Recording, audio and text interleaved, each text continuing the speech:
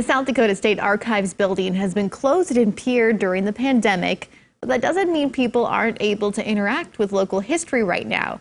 In fact, many are doing it more now than ever, thanks to Facebook and an online digital archive. In tonight's Eye on KELOLAND, Matt Holson shows you how to dive into history from the comfort of your own home.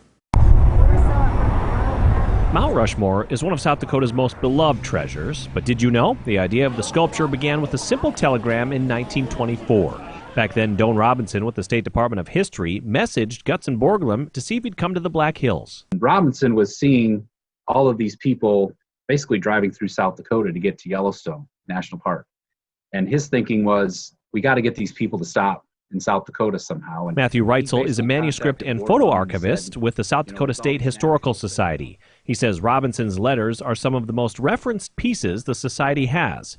As you can see here, Borglum responded that year by saying, "Great scheme you have." And it just started with some letter that Doan Robinson wrote that is back in our collections there. I love it. I bet you have 1,000 stories like that.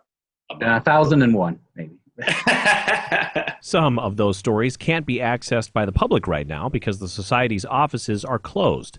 Fortunately, people can find more than 70,000 historical photos online. State archivist Shelley Thompson says her team is also connecting with history buffs regularly on Facebook and YouTube. It's a great way for us to keep in contact with the people that are supporters that are wanting to learn about their history. So we've been using Facebook for jigsaw puzzles of our historic photographs. The children and adults have given us feedback. They really like those. On top of the popular puzzles, the South Dakota State Archives page features office hours and scavenger hunt challenges. It gives people a way to have an adventure from home during COVID-19. And don't worry, Thompson and company are documenting the pandemic right now as well. How people are reacting to the COVID situation with photographs, with journals, diaries, artwork, that kind of things. They've also had a lot of questions from people about how the world dealt with a different pandemic back in 1918, the Spanish flu. During the Spanish flu, it was like life just kind of kept going on, and you either got it or you didn't, or you got it and you lived, or you got it and you died, and it was just kind of like that was just the way it is. Being able to look back and learn is a blessing. What are some of your favorite pieces of history that you guys have? I know you were going to ask me that. It's hard to just narrow that down to just a couple because there's so many.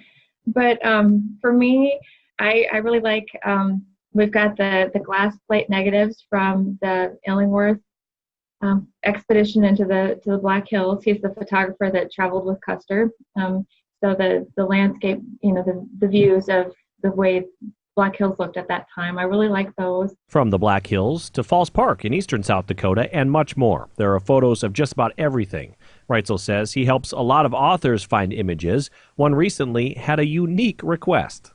I typed in outhouse on the digital archives and it brought up over 200 images where either it was just the outhouse or the outhouse was in the background or something like that. So any kind of historical topic you're interested in, you should be able to find it. There are also a lot of documents that can be found in person in Pierre when the Society opens its library back up. State, county, local government records, diaries, photos, anything that we can get that documents our history of our state. A lot of the researchers we get here tend to be looking for family history. So they're trying to kind of fill in the gaps. A lot of those county and town histories include family histories in them. Reitzel says new documents are always being donated, especially now with some people having more time to look while at home. It makes coming to work very interesting. Reitzel says he's always asked what his favorite collections are, and he has the same response. A lot of times my answer is it's the next thing. The next thing, because it'll always be something different and unique and something interesting in South Dakota history. Much of which you can experience with the click of a mouse. Now they can just be at home in front of their computer, wherever they're at, any time of day. With Eye on KELOLAND, I'm Matt Holson. If you'd like to access to the digital archives, we've posted a link for you with this story at KELOLAND.com.